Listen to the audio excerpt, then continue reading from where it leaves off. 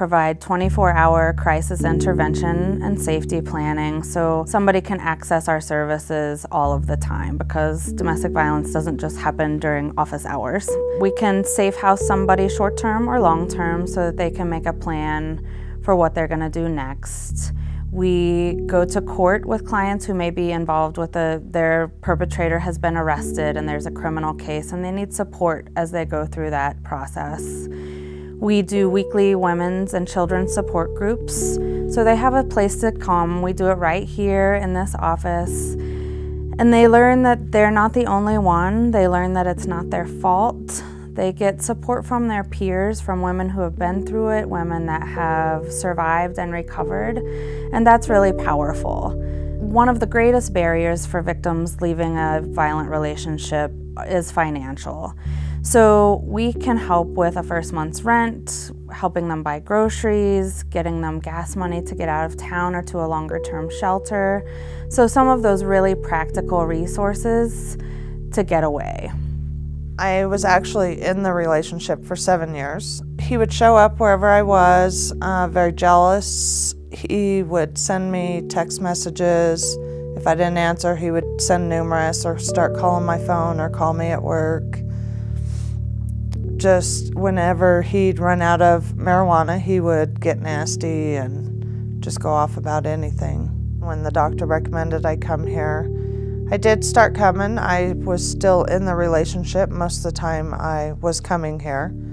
We'd break up, we broke up and got back together numerous times, so I couldn't even tell you how many in the time I was here. But about a year and a half, I was coming to group every Wednesday and coming here whenever I needed anything or something was going on. And I don't know that I could have made it through him outside my door had I not been on the phone.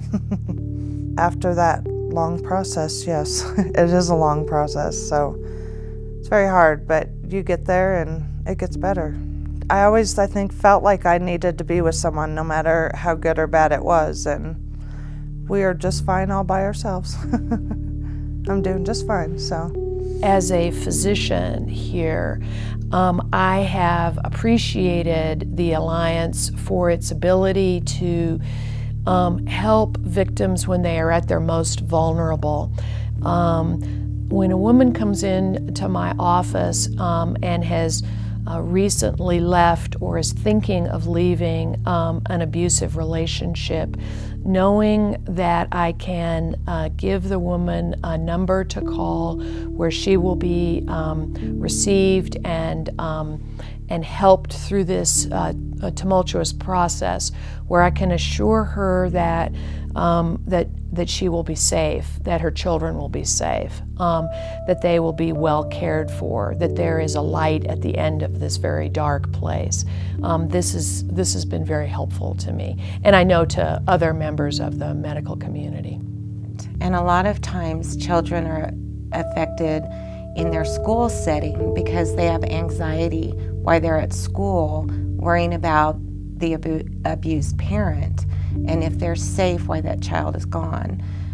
And so children often have anxiety-related issues such as stomach aches and headaches and illness, partly because they want to be home with that parent, but also their cognitive abilities are hindered because there isn't a lot of nurturing that can go on, or help with homework, or things when a parent is dealing with an issue with another parent, then the child doesn't get help with homework, or they don't get socialized. They can't have friends come over because somebody might find out what's going on at home.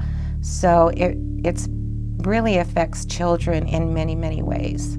There's times in court when there'll be someone from the Alliance in court, and we have new cases of domestic violence, and I will talk to the victim and say, there's an advocate from the Alliance here, would you like to meet with them?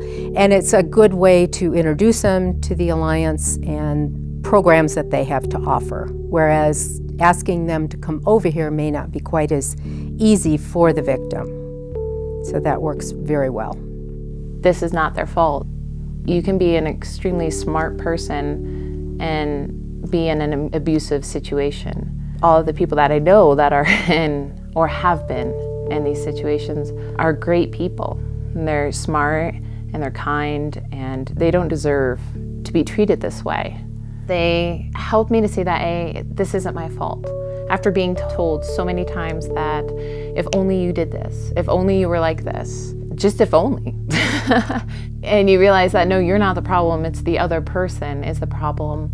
Then you could go about trying to figure out how to heal those wounds. A healthy partnership is not controlling.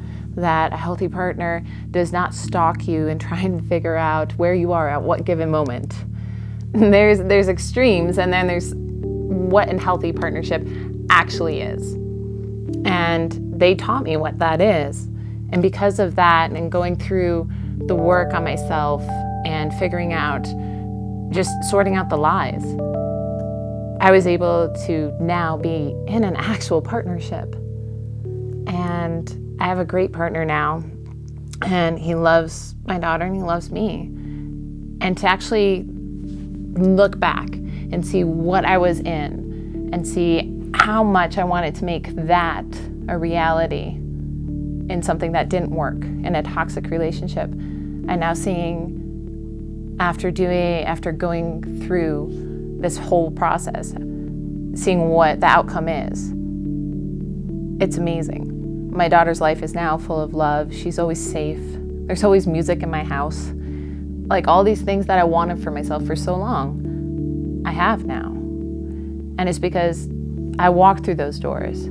I realized that something was wrong. And the ladies helped me with getting me the tools I needed when I needed them, when I was ready for them. Like your job's to be a kid, huh? Yeah. Because you're only 8 years old. Yeah. So 8-year-olds are supposed to just be 8 years old. Yep. Do you feel safe now? Okay, good.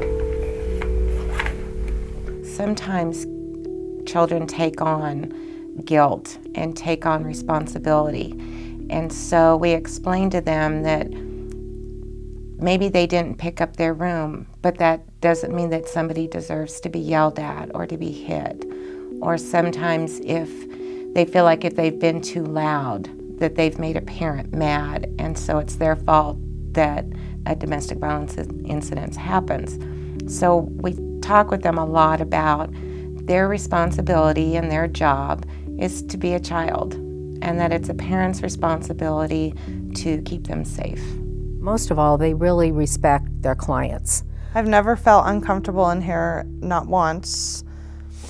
And they can help you figure out how to get through situations. They can show you triggers of what you're not realizing or what they're doing, and like I was, just blowing it off. So They listened, and that's something that is so powerful, having someone listen without judgment, not saying you need to leave, you need to do this or that, you need this, because that in itself is another form of control. You. Instead, they were saying, how can we help? You have something going on here. Let's listen to it. Let's break it down, and let's see what do you need to make this situation feel safe for you.